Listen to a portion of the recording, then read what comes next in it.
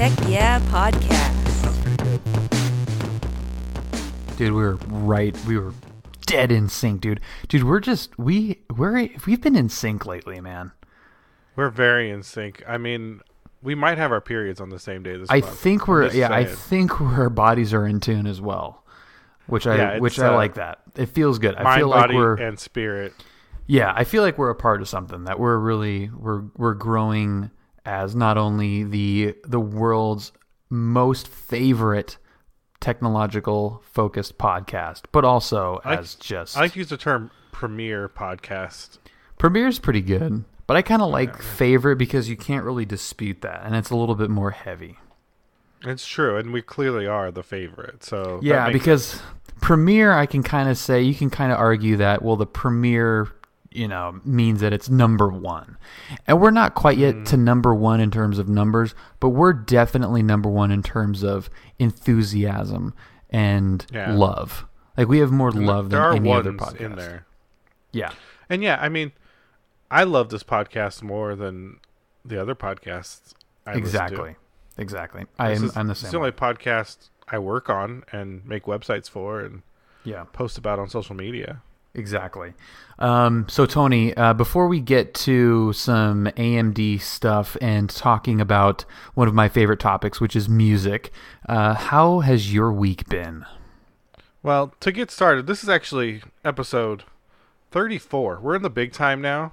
So my week's going pretty good. We're doing this big episode, this 34th first ever episode of the Tech Yeah podcast, and my week's been not so bad. We had a 3-day weekend, so I had a very uneventful but long weekend. I actually was changing. I have vaulted ceilings in my house, like, everywhere, and changing the light bulbs is like a nightmare. And so I was at Home Depot this weekend, and I saw they had this like pole light bulb changer. It's like a extendable pole with a little suction cup, right? Yeah, this one has it comes with attachments. So there's like a suction cup for floodlights, but I have those compact fluorescents. Yeah. And so it's got like this thing you slide over them and twist and pull it down. Love it. So first light bulb, I got this thing up. I'm trying to slide it over the top, and as soon as I slide it over, the whole thing just shatters and glass just rains down on my face. Awesome. Yeah. All of the wonderful mercury and all the goodness that's inside of those bulbs just comes raining down on me. So that was a lot of fun. And I didn't read the EPA warning, so I immediately vacuumed and cleaned it with my bare hands. So I'm probably going to get cancer. Okay. But, so that's a fun time for the weekend. And, it's coming back to work today. I was doing a little model building before you called me. And, nice. It's having an exciting time. What about you? How was your weekend? Well, it was, I had an adventure yesterday. I love adventures. Yeah, I don't know. I don't know if our TYPs want to hear. Well, I'll explain to the TYPs. You can do a snappy version for our TYPs. I'll give a little quick. I'll give a quick version. It is an airplane flying story. Now, the one thing I will preface the story with is, and it's hard for people that are not pilots to feel the weight of maintenance issues with airplanes. It's not like your car, where if your low tire pressure gauge goes off, or light goes off, you see how long you can stretch it. I just had that happen to me, and I went days with it on. Yeah.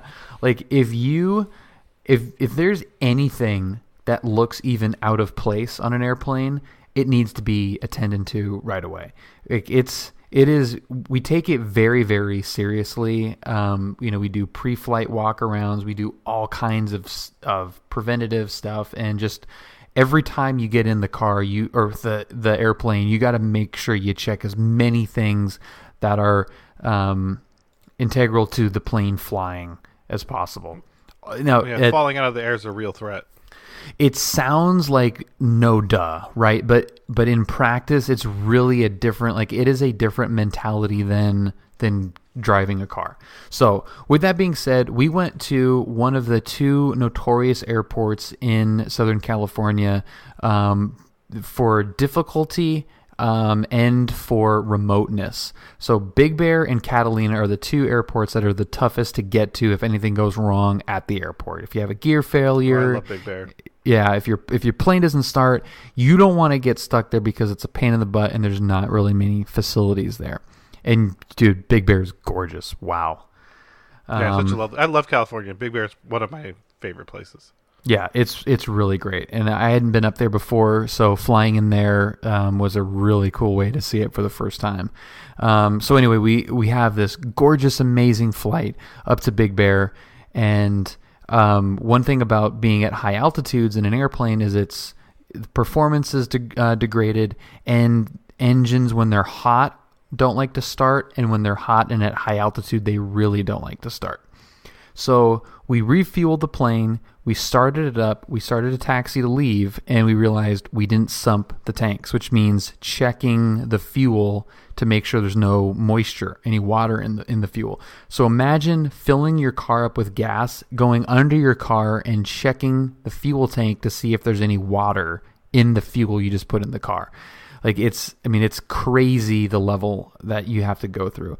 And I'm guessing this happens because the water and fuel will separate, and the water would be on the bottom. So if you take fuel from the bottom, you'll know if there's water because it would have come out first. Exactly, because water is heavier than the fuel. Gasoline, yeah. So it's called sumping the tank. So and you just have like a little cup, and there's a couple of little, pardon the term, but little bungs that you can drain the fuel from, and you shake the little cup, you check to see if there's any moisture in there. And on the plane that I fly, there are 13 little things you got to check. So it's windy, it's cold, we're in Big Bear, we forgot to do this, so I'm like checking all 13 of these little things, making sure the fuel's good, and get back in the plane to restart it. Plane doesn't start. Okay, that sucks. Let's wait a minute, wait for the starter to cool down, start it again. Nothing. Wait 5 minutes, let the starter cool down even more, nothing. Wait again for 10 minutes, nothing. And then wait again for 30 minutes. So you don't want to keep trying to turn the engine over because the starter will overheat and blow up. So we get to the 30 minutes goes by, we set the timer, 30 minutes is up. My instructor says, you know what, I'm going to check the starter bendix, which is like the little gear that hooks to the flywheel. In a car, it's not exposed because the flywheel is part of the transmission, which is all sealed. In the airplane, the flywheel is exposed, and you can see the actual gear for the starter motor. And when it's disengaged, it's kind of hidden. When it's engaged, it sticks out, and you can see it kind of matted to the flywheel. That it was still stuck out into the flywheel. We tried to move the prop, it kind of clanked a little bit, and we just were like, this is not good. We don't want to start this engine, have the starter not disengage, and then blow up the starter. And, that could be catastrophic, hurt the engine. It could be expensive, even if it doesn't hurt anything, and we just have to replace the starter. So we're on the phone with a bunch of mechanics, and we're sitting there. It's freezing. Everything in Big Bear is closed. It's Memorial Day weekend. It's getting late. You can't leave that airport when it's dark out because it's treacherous. There's mountains and clouds everywhere. It's like really dangerous. So we're like, holy crap, we're going to be stuck in Big Bear. This really sucks. So I'm like on the phone with Julia, sorting out a ride. I'm like, and that's a 4-hour round trip. Impromptu drive, when you got work the next day. So it was a total mess. We ended up getting on the phone with the owner of the plane, and he's like, yeah, just start it. Like, it should be fine. So we started it. It ended up being fine. We killed a couple of hours, freezing our asses off up there. But eventually made it home fine, and then the gear had actually retracted as well. But by the time we got back to John Wayne, so in the end everything was okay. But it was definitely a wake up call as to how fragile the whole fly there and come back scenario can be. Yeah, any malfunction will leave you stranded wherever you are. Yeah, so and that's part of the great thing about aviation is you can get get to places that you normally either can't get by car or would take so long that you don't go. You know, if we had flown to Santa Barbara or to Vegas or out to Palm Springs, or I mean, you're getting out of the, you know, you're flying for a while. You know, you're doing 140 miles an hour essentially. You know, you can in a straight line too. Yeah, in a totally straight line up over mountains, and I mean, it took us like 30 something minutes to get back to John Wayne, and that even Big Bear from the city is not far, but you know the way you drive it and winding up mountain roads, and it's a arduous drive. Yeah. I mean, it ended up being 2 hours with no traffic, and you know when you take off, you know, you skip all of those mountain roads, and I mean you can see Catalina by the time you take off. I mean, you could just see everything. But it just takes forever. I mean, think of where you live right now and how far you could get by driving in 2 hours. You know, I mean, it's like, you know, you can get out there pretty good. So yeah. It was ended up being a really good flight, gorgeous, but it was a good lesson in always prepare for your out in case you need it. Well, that sounds like an exciting, adventurous Memorial Day you had there. It was pretty good. Yeah. Well, with that settled, your 10-minute short airplane story, thank you so much for that. I tried to get through that as quickly as I could. Yeah, I could tell. Let's when you told it to me at work today, it was 20 minutes, so I appreciate the the quick turnaround on that one. Well, at least I had some accompanying media to go along with it. Yeah, no, I hear you. Yeah, you were showing me videos and everything, but let's get to the news of the week. This is usually where you sing a song or something about. Oh yeah, tech news time. I don't know. That was really. You did not come through on the. That was really bad. It kind of sounded like like Evan's character, or you know Michael Cera's character Evan in Superbad. It's like, who is that guy? Yeah, that's Jimmy's brother, the singer. I could definitely see the relation. Okay. These eyes never seen it. Tech news on it. We're gonna have news about technology. How about that? That was good. Better. I like that actually. That was really nice. Yeah, that was a good one. So I wanted to just real quick, just because I think it's the biggest kind of tech story right now, is to mention this Ryzen 3000 launch that they announced at Computex. It kind of leaked a little before Computex. Computex is like the big kind of Asian technology showcase that's in Taiwan, and all the big vendors come. This is like kind of CES for like tech hardware, or I mean, I guess CES is tech hardware, but it's consumer tech hardware. This is more like manufacturers, and so it skews more towards like the PC stuff. Yeah, it's almost all PC, and then some like phone stuff kind of makes it too, but it's more like phone chipsets and stuff than it is a lot of handsets. Yeah, it's all the nerdy stuff inside your phone, not necessarily like Apple's not really there, or Samsung. It's like the it's like Qualcomm would be there, or Qualcomm, Kirin, or But so AMD made a big announcement, and it's funny because this reminds me so much of what they did last year. But the Ryzen 3000 line, which is AMD's CPUs or computer processors, and so their biggest competitor is Intel, if you guys don't know. And there's been this kind of ongoing processor war, and Intel has always been the top dog in this war. It's like it's been 50 years or something. I think I'd said in one of these stories I was reading that AMD's been trying to usurp Intel's dominance. And AMD's new announcement basically saying that they're going to do just that. So they have a 12-core to a 6-core, which is the processing units, ranging from $200 to $500. I think Intel's 12-core is like $900. The i9, something like that. It's very expensive. Yeah. But so basically they're showing this thing in benchmarks, and we won't get into the nitty gritty because honestly it's over my head too. but it seems to be outperforming in price, power, and power as in power consumption, and power as in processing power. It seems to be overshadowing the Intel competitive offerings by a wide margin.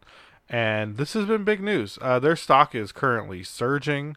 It's showing improvements in single thread as far as and multi-thread performance.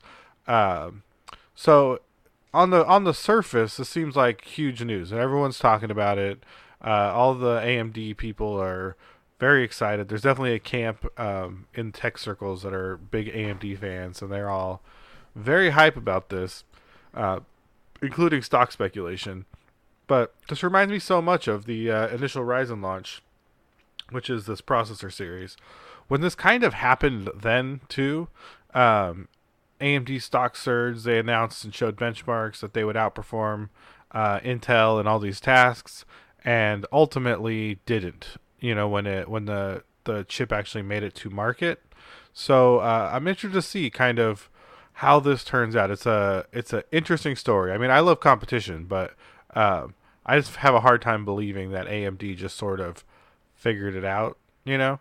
But I hope this is legit. Yeah, I really, really hope this is legit from that competitive standpoint, because Intel chips, we've talked about this, and I don't know how many of our Tech Yeah listeners are into the minutia of these CPUs. I feel like we've done a pretty good job covering some of the in the last year CPU market, but the Intel chips have definitely consistently won the clock speed war. And that's really where most of your performance benefits come from in typical workload. Whether it's gaming, like most games don't utilize multi-cores that well. It's rare when they can utilize even 4 cores, let alone, double-digit cores. So Intel has kind of always been the de facto for gamers as a result. If you're rendering video or doing CAD work or anything that's really core heavy, Ryzen becomes a little bit more of a better option. But then Intel still, their higher core count CPUs still have better clock speeds, but they're just so freaking expensive. So the analogy I gave Andrew today when we were talking about the same thing, one of our coworkers, was that multi-core is like digging a hole, right? Like the more shovels you can get in that hole, the more people you can have digging simultaneously, the faster that hole is going to get dug, and the faster your task will be complete.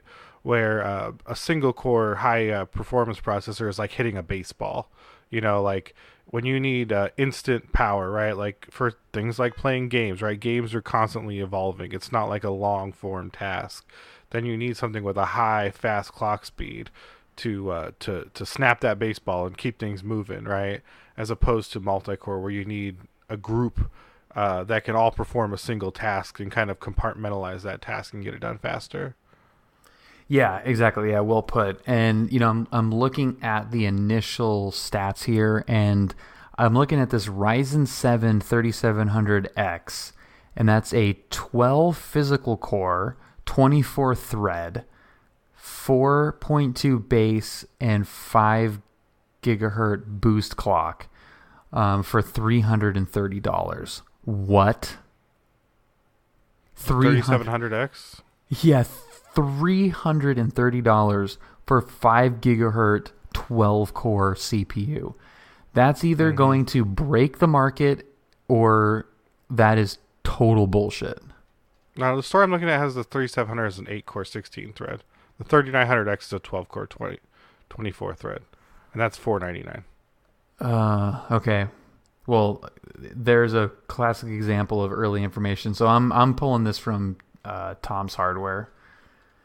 Oh, yeah, who knows? This stuff's all evolving right now, so it could be misreported for sure. Yeah. But I think 500 sounds a little more reasonable for the 12-core, but regardless, that's still hundreds of dollars cheaper than Intel's offering at 12. Oh, it's not even close. Yeah. According to Tom's Hardware, I'm showing the Ryzen 9 We got a 3850X and a 3800X. The 3850X, according to Tom's Hardware, is the 16-core, 32-thread, up to 5.1 gigahertz with 135 watt TDP, and that's the $500 one.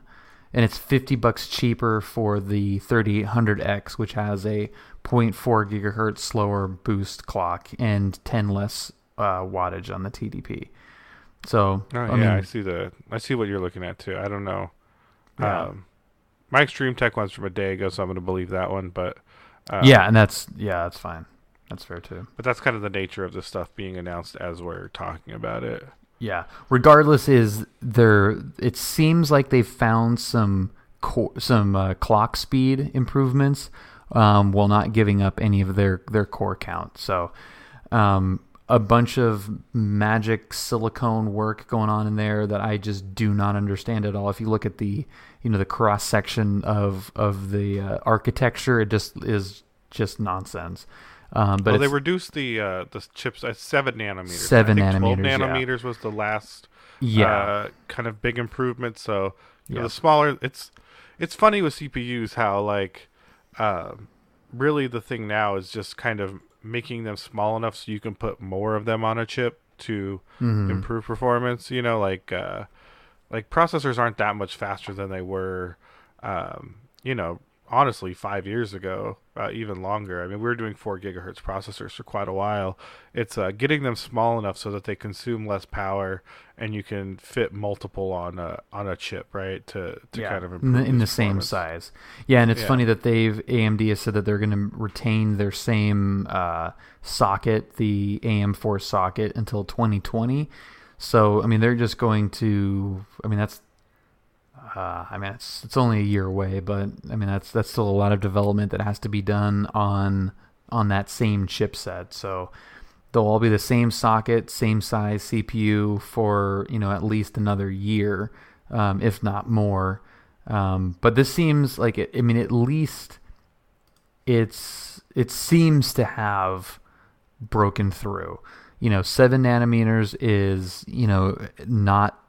It's difficult, but it's not like it's not magic. If they were claiming these numbers with the same, even like a 10 nanometer construction, then I'd be more skeptical. But if they really did shrink it down to a 7, that undercuts Intel by quite a bit and could account for the performance boost while retaining those cores. So it seems like it's possible. We just have to wait until we get actual consumer grade CPUs in people's hands and see what happens.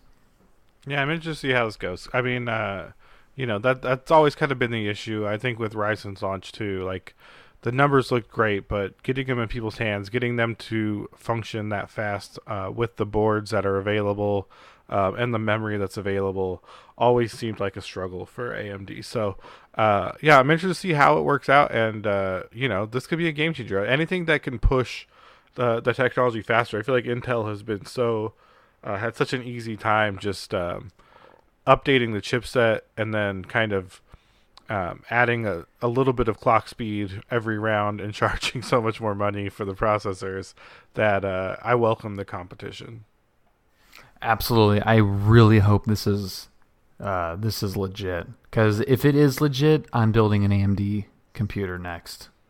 Yeah, I'm definitely peanut butter and jelly of them being able to use the same chipset for so long. Buying these Intel boards that are good for one generation is ludicrous. Yeah, it's crazy. Yeah. It's totally crazy. All right, let's so talk about music, bro. Oh my god, I love music. So, I don't know. I mean, I think I've told you this, Tony, that I used to be a DJ back in the day. What was your DJ name? DJ Pharrell. DJ Pharrell, like the nerd guy? He didn't exist then. Just like 4L, like my screen name 4LE. It just was DJ 4L. So just 4 What kind of music did you spin? I was top 40, dude. Oh, the pop music. I love it. Dude, spinning top 40. So the story that we wanted to talk about is a very, very brief story. I it's probably not even news really, but it opens up a conversation that I think is for me and you overdue, but I think it's something that has kind of been not really talked about too much, even though it's been changing so much. And music is such a big part of everyone's lives, and has been for a very, very long time. It's kind of interesting to me that it hasn't been talked about that much. So, have you ever met somebody that said they didn't like music? Yeah, I mean, my mom's not really that into music. It's weird. It's very, very weird. Maria, not even like the three tenors, not even some like real Italiano stuff going on. No, her favorite band is Huey Lewis. Oh, and in the news or just Huey Lewis? Well, that's a good question. The news. She's a big Back to the Future fan. I do like Huey Lewis, but I love Back to the Future. Me too. That's one of the best movies, I think. Okay, actually, and before we just real quick, there's this YouTube guy that does special effects videos. Did you know what I'm talking about? Dr. God, what is his name? I'm sorry for jumping in with this. With this really dumb tangent, but he did this video about like the like it's all about Back to the Future and kind of how they did the practical effects back then, and how Ivan Reitman, that's who made it, right? Is like a crazy genius. Or Zemeckis. How Zemeckis is like a crazy genius for the work he did on that movie and kind of making those practical effects work, and like the rigs that ILM invented to do the motion tracking shots and like the overlays for that. And it's super interesting, and I would suggest, if I knew what the video was called, I would suggest anybody watch it. But it's not Captain Delusion, is it? Oh, Captain Delusion, that's who it is. Oh, Captain Disillusion. Captain Disillusion, yeah. Okay. Watch his Back to the Future video. It's so good. I just happened to watch it over the weekend, and cool. It was so interesting. It was so interesting. But okay, go on with your story. I'm sorry. Hot tip. No, that's a hot tip. Captain Disillusion on YouTube. No, I love I love finding new YouTube videos. So that's awesome. Yeah, his videos are great, and the Back to the Future one is so good. So I'm not really into country music, but I think many of you, even if you're also not into country music, will know who Blake Shelton is. Tony, have you heard of old country music? Yeah, have you heard of the Blake Shelton? No, I like George Strait. That's my kind of country music. Okay, but I've heard of Blake Shelton. He's on The Voice. That's how I know who he is. I'm more of a Statler Brothers kind of guy, but that's George Strait is all right too. I like Amarillo by Morning Man. That's my jam. Love that. It's like my dream of being a bull riding, traveling town to town, real tough guy. Beautiful. Okay, so Mr. Blake Shelton, I'm just going to read this straight from tasteofcountry.com. Lovely article by Mike Fell. This was about a week ago. So fans may have heard their last Blake Shelton album, but that doesn't mean it's the end of Blake Shelton. The 42-year-old country star isn't retiring, and he's not finishing making music. But in a recent interview with Entertainment Tonight, Shelton more than hints that the album format may be outdated for himself and fans. So this is a quote from Blake Shelton. And he just had this was prompted by the release of a song of his that just came out that is like #1 and is just like crushing it. So of course there's, he's in the news a little bit more, being interviewed, talking about the song and what's next for him. So he says, I'll just be happy to release just another single. I do have more songs and I've got other stuff that I'm pumped about. But when I think about an album right now, I'm like, do people care about them anymore? I don't know, but I'm just having a blast releasing singles. Maybe I'll do that from now on. So it sounds like kind of a little bit stream of consciousness that kind of tips off what I think a lot of the music industry is facing right now. So he continues, I don't want to put out an album. I really don't. He further admits, I'm sure that at some point my record company people are going to pressure me into it, but as of right now, I'm not going to put an album out this year. I know that. Shelton released his latest full-length LP. I don't know, it's something in 2007. His latest single, God's Country, was released on March 29th of 2019 and just became his first number one on Billboard's Hot Country chart since 2013. So, okay. So I'm going to go back to what he says. What he says right here is, I do have more songs and I've got other stuff that I'm pumped about. But when I think about an album right now, I'm like, do people really care about them anymore? I don't know. I'm just having a blast, releasing singles. Maybe I'll do that from now on. So the album is dead. I mean, I don't disagree. I think the album is dead, but I don't think it's because people don't have a desire for albums anymore. I think we've abandoned that form, right? I think artists have abandoned it. I think labels have abandoned it. Like, I will say, as like, I'm kind of a nerd. This is gonna lead kind of into the whole digital discussion, but I've kind of started collecting records more, right? I have my little Rotel sitting right here with some bookshelf speakers and a small collection of records that were important to me or that I've kind of found. And I'll tell you one thing: like, when you pull up like an older album, right? Like something that was written as an album. There's something about that format and the 15-minute side or whatever, depending on if it's double length, that is so like purposeful. Like it was written and recorded to be listened to in these side A, side B chunks that really work together and kind of tell a story. And modern music, I think ever since CDs, where you really couldn't force people to listen to your songs sequentially, they would just play their favorite songs.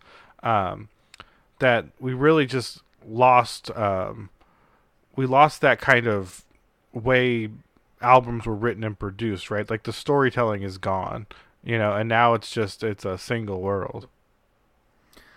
Yeah, but I think I don't know. Who is honestly just listening to an album? Who has the attention span anymore to just, even if someone put out some, epic story-driven LP and 12 songs and just listen to the whole thing? Nobody's really doing that. It's, I'm going to listen to the new Bruno Mars song, and what's her face with the Crazy Boots has another song out, and then I'm going to listen to Blake Shelton's new song. Everyone is just, because we have these streaming services now, you can just listen to all of the best songs or all of your favorite songs at any time you want, whenever. What's her face with the Crazy Boots? Is that Cardi B?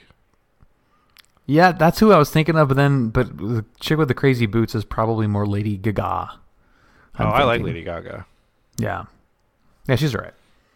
So I don't know which is coming first, the fact that the artists aren't producing those. I mean, the record companies are probably wanting albums and singles as well. I just think that they're not, people just aren't buying them, and the numbers show now. No, I don't disagree. I understand what you're saying, and I agree. What I'm kind of saying is, I think that when we were younger, there wasn't as much music, right? Well, there was a ton of music, but there weren't as many albums, right? Like, you'd go to a record store, there was like a few new albums on a Friday or whatever, right? And you'd kind of see the big ones, and it took a lot to have an album produced. So it was tighter, right? And as we got older, as CDs and digital became more available, like, a lot more albums were coming out. I mean, you'd have like swap meet albums, and you know what I mean? Like everyone could produce a record if they wanted to at that point. And I think really the quality kind of declined to the point where you would buy an album, or you'd buy singles, right? Like, and listen to one or two songs, and the rest of the album was basically trash, right? They weren't written to be listened to as an album, because they didn't have to be, right? Like, people could just spend their $14 and get the 3 songs they wanted.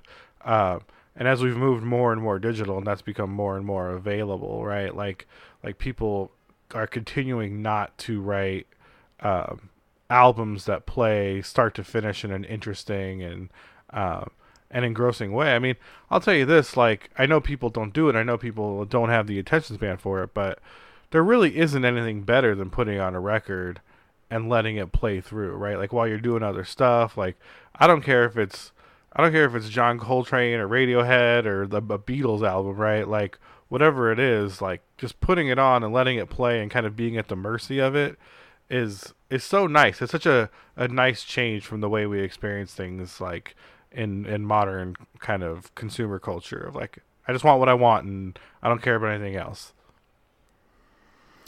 Yeah, but the caveat there, I mean, you've got some seriously good albums, right? You've got Dark Side of the Moon. You've got, I mean, pick any Beatles album. Pick anything from Michael Jackson or the Jacksons. You got the Eagles. I mean, all like you said, Radiohead.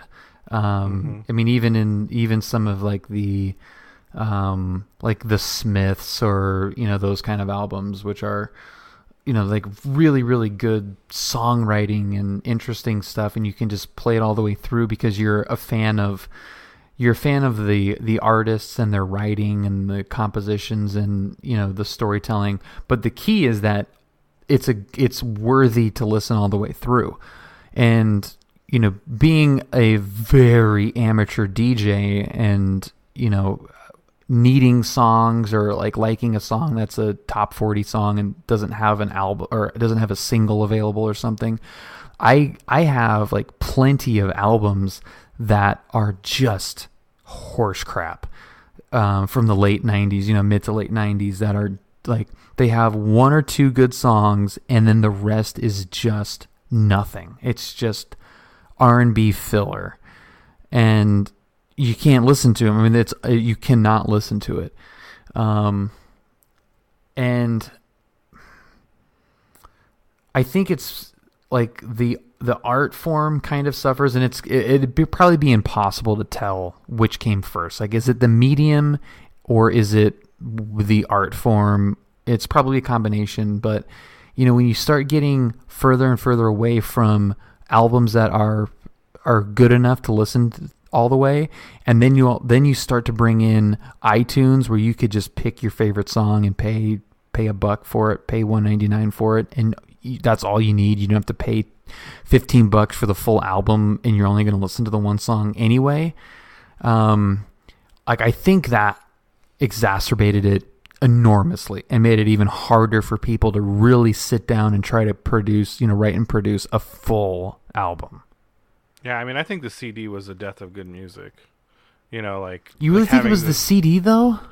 Yeah, because you couldn't have to seek anymore, right? Like you could just pick what you wanted to hear. You could skip songs super fast. You could put songs. I mean, you could do that with a record though. Not really. I mean, you could, but it wasn't. So if I wanted to hear a song over and over again, or if I wanted to skip a song, I'd literally have to stand over my record player and kind of hunt with the needle, to find one. And when I was a kid and I listened to records kind of more organically, like I did stuff like that, of course. I think everyone did when we were young and we're looking for the song we wanted to hear, right? But as I've gotten older, it's like I mean, even with music I listen to at work, like on Spotify, like I set a playlist. It's very rare that I'm like, I want this song. No, I want this song. No, I want, you know what I mean? But I can set a playlist. I mean, a lot of times I'll just play through albums on Spotify. I'm a crazy person, but I think I think the shift to digital music was such a turning point for the industry, right? And I think it's when things like Napster kind of took over, right? Like prior to that, when analogs were the only thing available. It was hard to rip music in a way that was satisfactory. You know what I mean? Like the only digital masters existed at the studio and no one had access to digital versions of music. So any music ripped had to come from an analog, right? And then be like recorded into waveform and then exported again into music. And so there was no way to have like high quality audio, right? Like it was always some BS you like overdubbed off another tape. And as soon as they released digital masters and you could do one-to-one digital rips, right, of songs, like that's what invented this this kind of boom of single song downloading or single song listening. Like I think the experience just changed so much at that point. Did you do the download stuff? Oh, I downloaded everything. Yeah. I downloaded movies, songs, games, programs, like anything I could get my hands on. And if I could download a car, I'd download a car.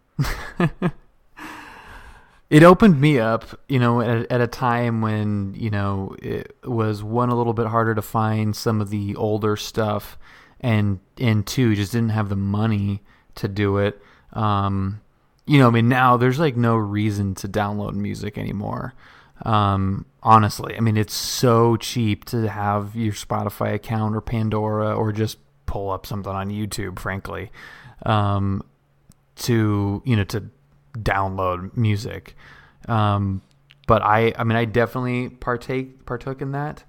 Partaken? Yeah, some music's still hard to find though. I will say this, like Japanese music's really hard to find. Like they're very tight with their digital distribution in Japan. So a lot of times I want to listen to a Japanese artist. It's hard to, like, their stuff's not usually on Spotify, or it's a limited, like, introductory amount of the songs that are available. Foreign music in general has really weird licensing. So I got like some French pop groups that are hard to find on some platforms. It's weird. It's like the regional issues are strange, but it's fun though. I do agree. Like having access to things like Napster or like user groups that I used to use, like Usenet, definitely made a lot of music I never would have listened to available, and kind of expanded my musical horizons. As a teenager, you're so limited in what you have access to. Like I remember finding like I was really into band and stuff when I was young, so so I was really kind of into that kind of like band music. Like we liked ska a lot, 'cause it had like horns, right? In band you play a lot of horns. Yeah. But like finding Radiohead, and I found that digitally, like someone made me a burnt CD of OK Computer. Like that changed my life musically. Like it blew my mind that this was a thing people bought at the you know what I mean? Like I was just like, how is this real? How do people make this? Yeah, that's kind of how I was too with a lot of music. Probably in the same time when you could just like, there were, you go from the Sam Goody, like you have to go, have to have your mom take you to the mall to go to the Sam Goody to find the CD, to you're sitting in your house going, anything you can think of, you can have it in a couple of minutes. And even that, kind of dates the technology a little bit too, because a couple of minutes, now you could, download every song ever made ever. When I started this, like 56K was considered like a high end connection, yeah. Right? Like, yep. So we were on like 14.4 bauds or 28.8s, and like an album would take all night to download, right? Like burning a CD, like because you'd have to rip those waves into something to burn, like it would take so long that it really made you very handy, right? Because then you would start using like file servers or bringing, like, we'd have like LAN parties back. I was really into, like, I was a nerd going all the way back, and we'd have like LAN parties, and we would just set up one computer as like a file server host, and everyone would drag all their files onto that file server, and then everyone could pull them back down. You know what I mean? Like you'd bring yours and pitch it in, and then you could download everyone else's music collection. But it was like the only way back then, because it was just so hard to get files moved. But yeah, like, like spreading burnt CDs was such a big thing in my, like, when I was in high school. Absolutely. You borrow somebody's CD. Someone got the new Jermaine Dupri CD. You take that home. You'd rip it, burn it, give it back to them. Just Jermaine like Dupri, huh? That was your jam? Hell yeah, dude. Cisco, Enter the Dragon, bro. Is that what you were jamming out to at school? Oh man, dude, Drew Hill. I really liked that Drew Hill Enter the Dragon. Drew Hill, was good, man. That was a good album. That was my wheelhouse. Was just like R&B, hip hop in the late '90s, early 2000s. I liked rap at that era, and I really liked like slow jams, bro. Like, yeah, like do you know who Joe is? Yep. Oh, I love that Joe album. I had a girlfriend at the time, and we listened to that album a lot. I'm just gonna tell you that. All right, like that was one of those ones you put on. You know, parents ain't home. You picked up some chicken nuggets on the way home. You know, like just romance is at a 10. You know, like so good. That is so funny. One of the albums that I was thinking of when I said, you know, like I bought an album for one song and the rest was crap, was the Rome. Do you remember him? Yeah, I remember Rome. Yeah. Yeah. I actually forgot about him until someone recently was like, "Oh, do you remember Rome?" And I'm like, "What are you talking about?" I had to look him up on YouTube, but now I do. Oh, after looking it up. Just the one song. It's freaking hilarious. But yeah, so that was it was great for experiencing new music that you normally would have never paid for, or someone will give you like, hey, check this out, like listen to this, tell me what you think. And you know, like people are much more willing to share a CD that they would have burned, and you know, don't care if you get it scratched or whatever. So that was really cool to be able to experience that. And you know, a lot of those artists that I ended up liking as a result of that, you know, I've like go to their concerts now. You know, I have one, Julia got us tickets to ELO next month. And oh, that's fun. Yeah. And I am like a huge Jeff Lynne fan, listened to so much ELO. And it was from that era where, you know, like I heard, Four Little Diamonds on the GTA Vice City soundtrack. I'm like, that song's pretty cool. And I like looked up who sang it and, you know, downloaded some ELO songs. And, you know, I have since obviously purchased a lot of ELO stuff and going to their show and stuff. So I think there's a little bit of that guilt too, probably with some of the ones that you really like and like, well, I didn't really pay for that album. And, but you pay it back, right? You go to the shows, you try to pay it back, buy some merch.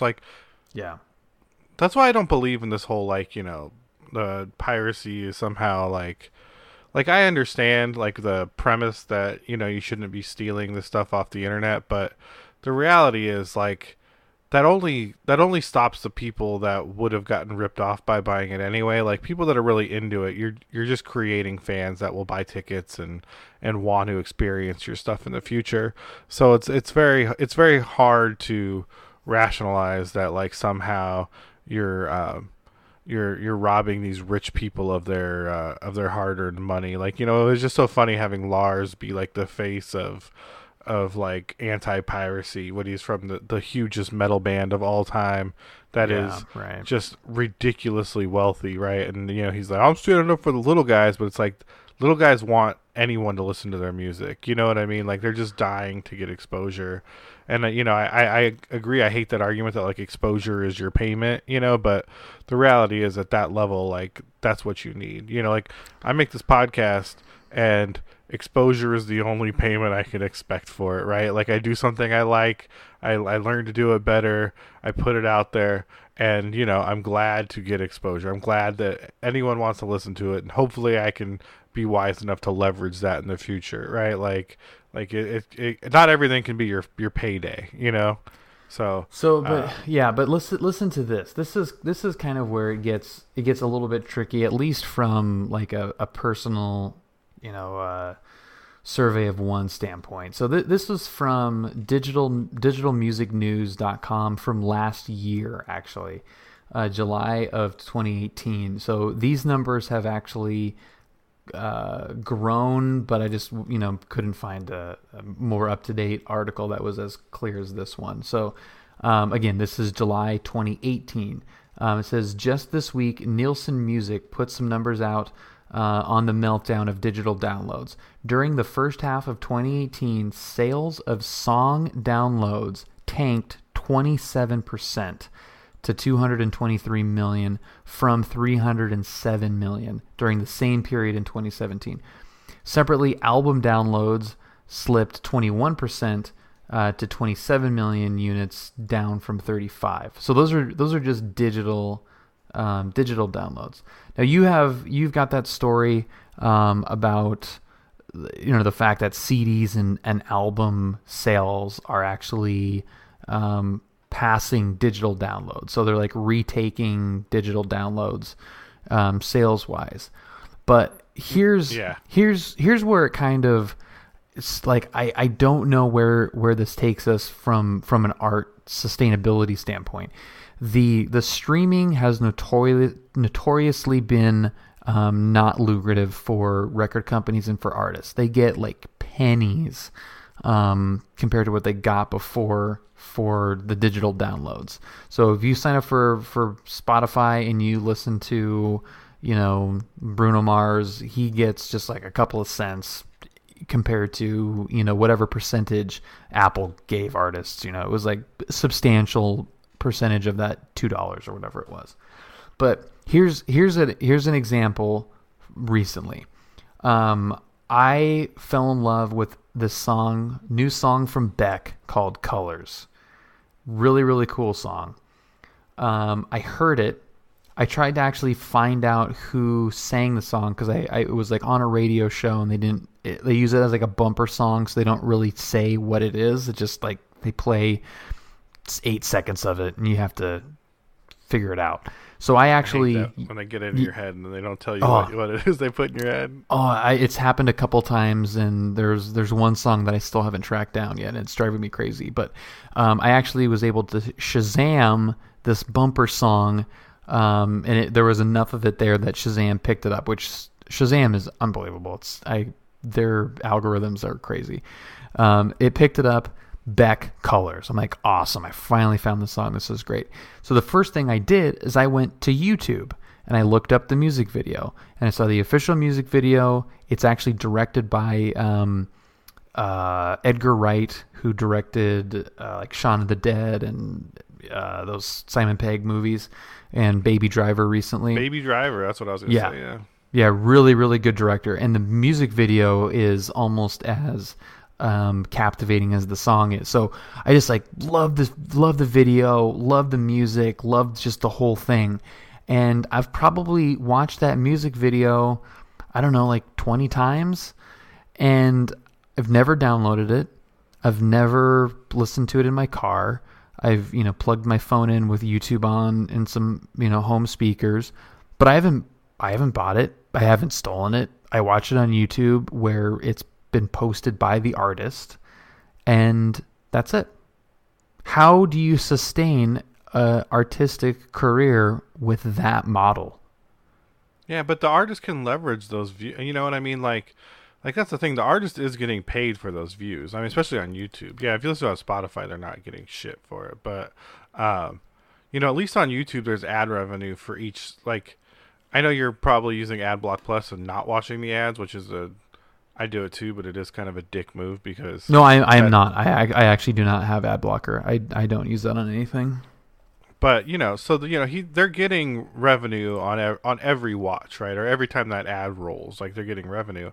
But, there's other ways to leverage those views, right? Or that viewership or that subscriber count. And, if you've got to modernize, right? You've got to find the new rev model and take advantage of it.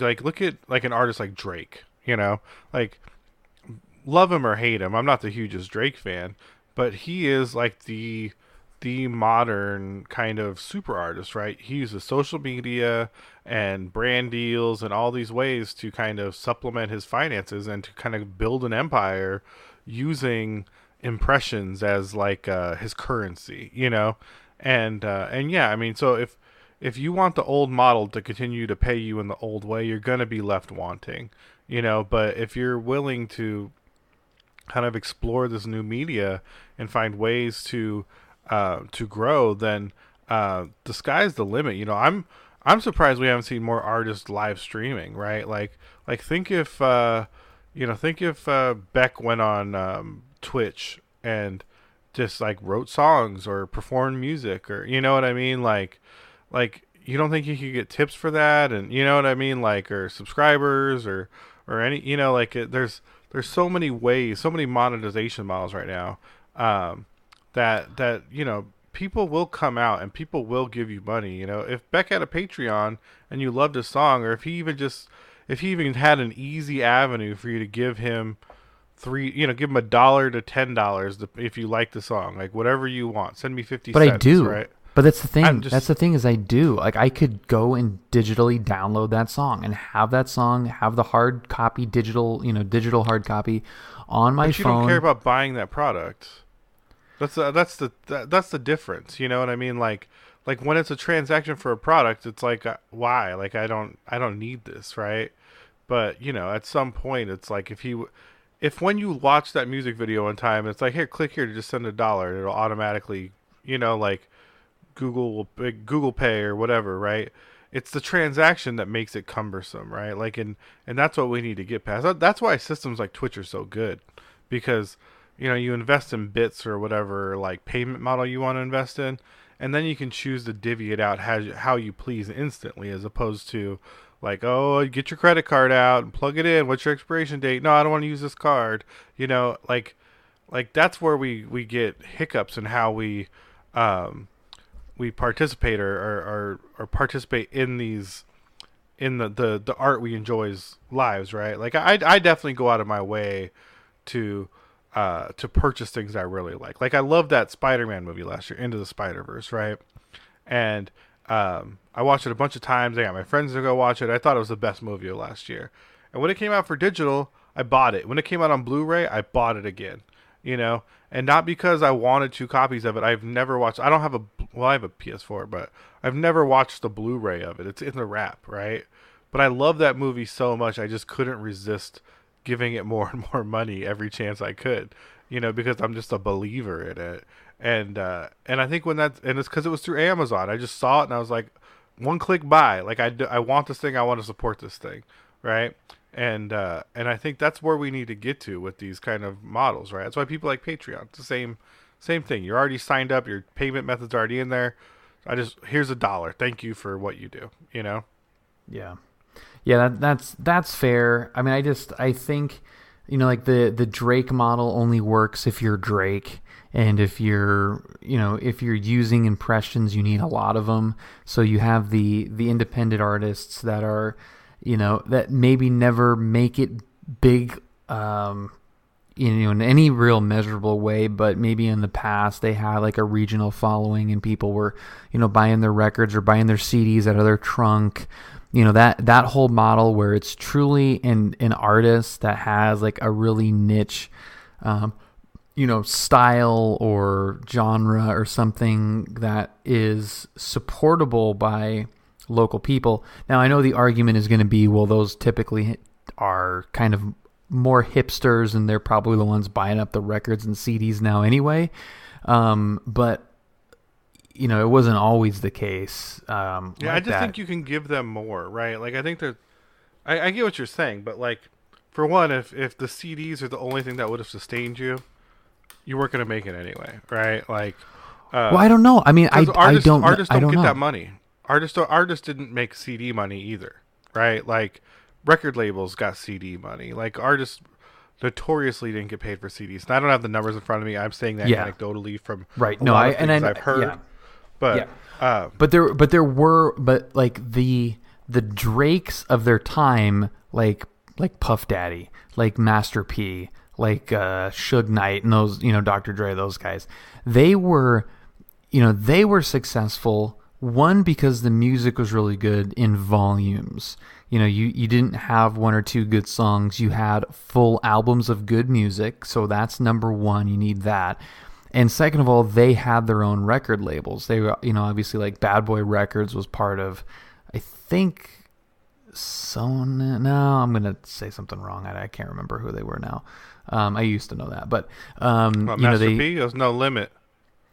Yeah, but they weren't. But it was like No Limit, and then like the publisher was BMG or something. Like the actual record label, like they had somebody else that they were attached to, and I can't remember who it was. If it was Sony or Epic or whoever it was, but anyway, like I mean, they had their own record label, so they can manage their own money.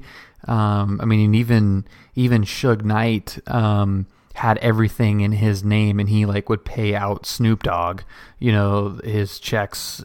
All of Snoop Dogg's cars were in Suge's name and stuff. So, they were still monkeying around even when you had the circle a little bit tighter.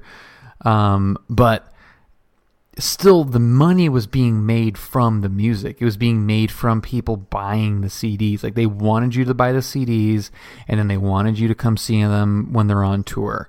And, you know, it was just like, that was the progression: is you make an album, you go on tour, you sell the album, you make more, a lot of money on the tour, because that's just like straight to your pocket essentially after you pay for the tour itself.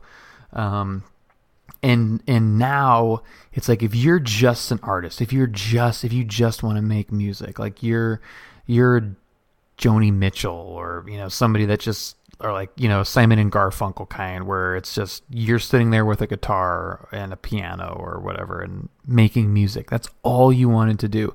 You don't want to start having to, post things to Instagram and have cross-brand deals with Coca-Cola and have this thing over here and have impressions and make music videos. Like, you just want to write music that you care about and sell it to people for a fair price and be able to sustain, your art even more.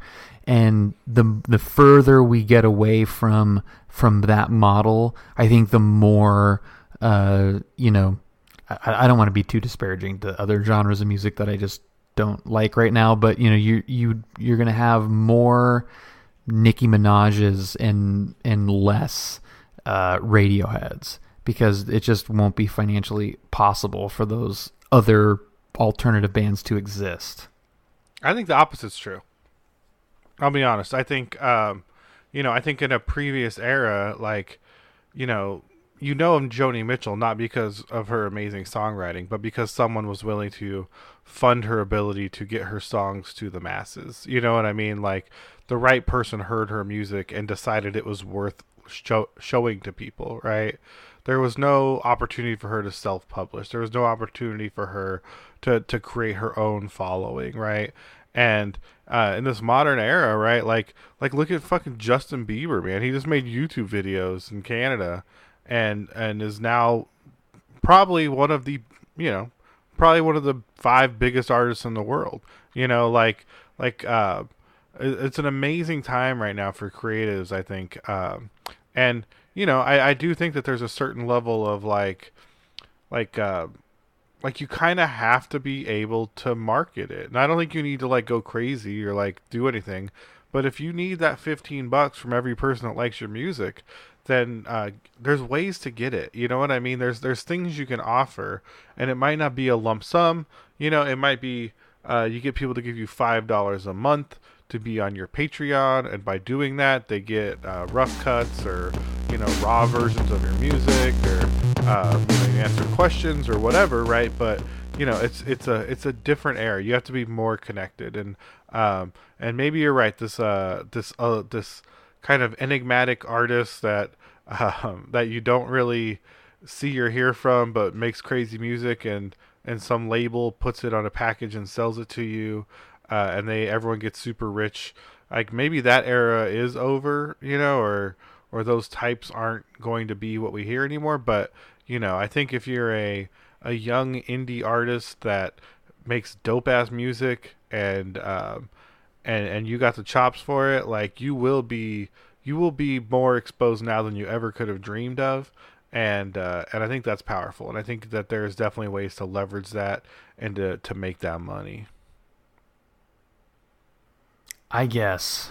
I mean, I think because it is art, it's case by case basis, 100%. I mean, just even like paintings, there's some stuff where you're like, how is that worth $2 million? Like, it's weird, crazy stuff. It's like people like certain things, and there's, an allure to different personalities and tragic stuff, and just there's many ways to gauge value in what someone's bringing to the table.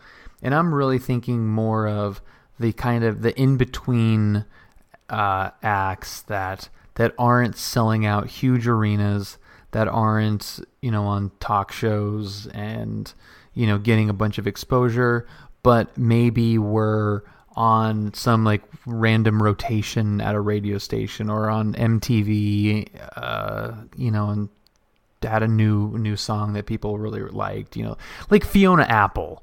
Like I can think of her as like a good example where she had, I mean, we all know that one song that she sang. There's plenty of those artists from the 90s that, Natalie Imbruglia is another one where they had that one song, they had a video that played a lot on MTV, they got played on radio a lot, so they get a lot of, the radio money from playing it. They were probably part of some summer tour for a radio station where you're one of 7 acts, and it's like, play that one song. And, Criminal is what the song's called. Yeah, Criminal, yeah. And Torn from Natalie Imbruglia. And you have like this fan base that grew from the exposure from the music video and from the radio play, and you sell you sell enough albums to buy a nice house and never have to work again in your life. Like that kind of middle of the road, not really maybe like more than one hit wonder kind of groups, I think are going to be so it's going to be so hard to break through to that degree and be able to have the lifestyle that those people probably afforded themselves at the time, because it's so easy to make your own home studio, record something and put it up on the internet and see if anybody likes it. Sound familiar? That there's so much of that it's going to be hard to break through and be what success used to be like for that level of artist. Yeah, it's a true meritocracy now, man. Word up, dude. You got to really rise above if you want this music. But, like, that's what's weird, too, right? Like, it's not, Lil Nas X and his Old Town Road song that we were talking about a few weeks ago is, like, the #1 song in America. And it's fun. It's not amazing. You know what I mean? Mm-hmm. And he actually seems like a very fun kid from his Twitter. I follow him now. Yeah. But, like sometimes you just catch the zeitgeist right, you know what I mean? And it hits, but I think that's always been true of artists. And, like in my mind, like what I'm shocked isn't happening is like, if I'm an artist, if I'm Fiona Apple and I just released Criminal and it's killing and, I got a 12-song album that I want people to listen to. And I think it's pretty good. Like if I'm that person right now, like I go on Twitch and I do subs only. We chit chat, we talk about the song, and then I perform a live version, 1 song a night, 3 nights a week for a month. And you got to be a sub to listen to get the live version. I don't care if you listen on Spotify to the produced version, and tell me that people would not be all over that. You know what I mean? Like I just don't know. I just can't. I don't know why we don't see stuff like that happening, right? Like people. No, I think they would be into it. I think they would 100% be into it, but that's a lot of effort for not as much return. Like I don't know what the financials are on that versus just selling out the House of Blues, and doing a show, every other week. Yeah, but you do both. Like it's Tuesday. You know what I mean? Like why not make $50,000 on a Tuesday and get a bunch of subs and tips? You know what I mean? Like, are you making $50,000 in a night though on Twitch? I bet you could. Ninja does. You know what I mean? I think more than Ninja does. I think quite a few people right now actually do for playing. Yeah, but I think it's. I don't think Twitch is quite mainstream enough for that to be like a viable option for producers and managers to steer an artist towards something like that. I mean, obviously they can come to that decision on their own, but I don't think that there's enough people that would be on Twitch wanting to do that to make it worth their while. Yet, I think that is a really, really good idea, and if somebody wanted to do something a little bit different, that would be a great way to, reach maybe a new fan base or, give something extra to your current fan base.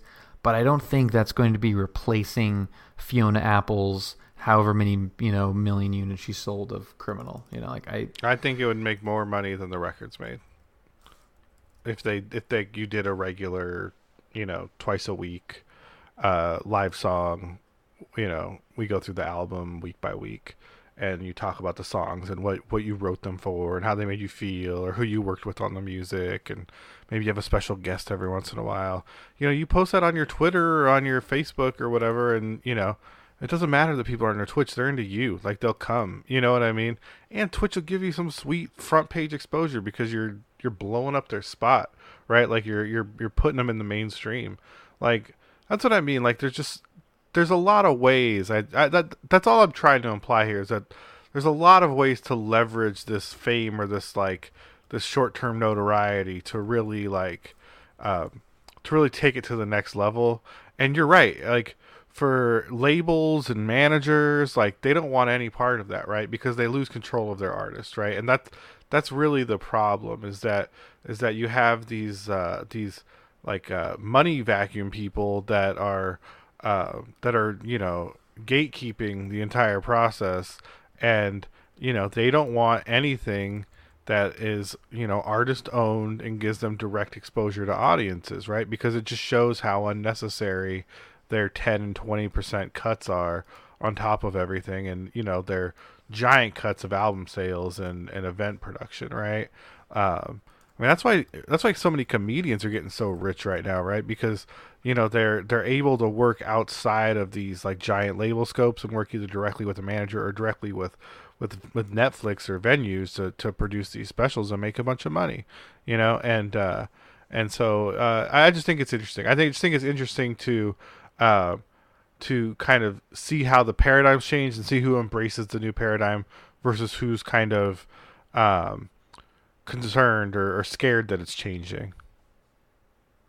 Yeah, it for sure is changing, and I mean, you can definitely have a nihilistic view of it, but I think there are enough creative people in this world that we're still going to get interesting music. It's just going to be different from how, we experienced it, and kind of even we got like the tail end of it, like barely. We barely, I feel like, got the tail end of like truly good albums. I really think the 70s was probably when all that stuff, the story coherent album died probably. I mean, in the 80s there were a lot of pop dance hits that were kind of disjointed from the rest of an album. And now artists are saying, like, screw it, dude. Like, I'm just going to when I have a song, I'm going to think of a song, I'm going to record it, I'm going to put it up online as soon as I'm done the next day, and that's it. Like, why wait until I have 12 of those to release an album? Like, that seems so stupid right now.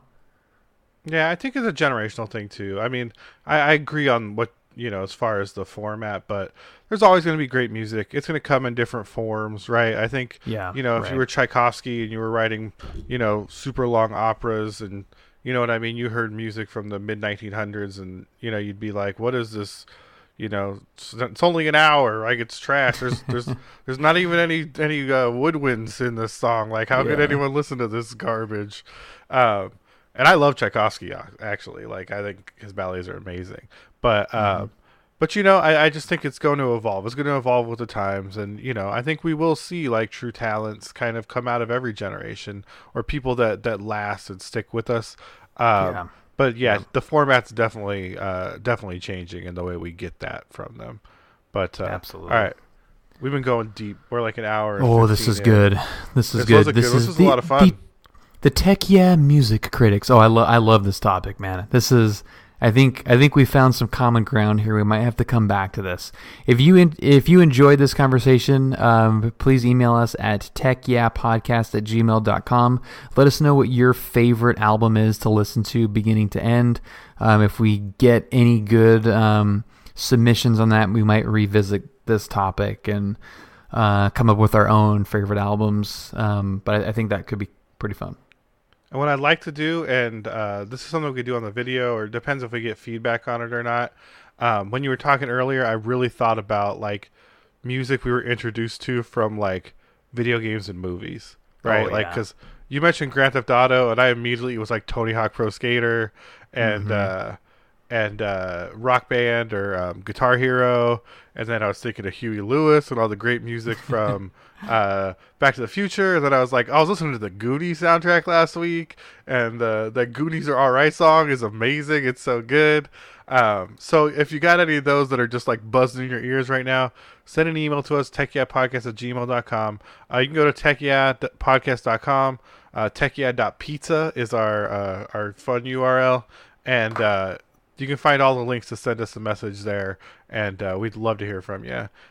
With that, I think episode, what did I say this episode is? 34? 34, yeah. Yeah, 34 is finished. Thank you guys, and we love you so much. Love you, TYPs.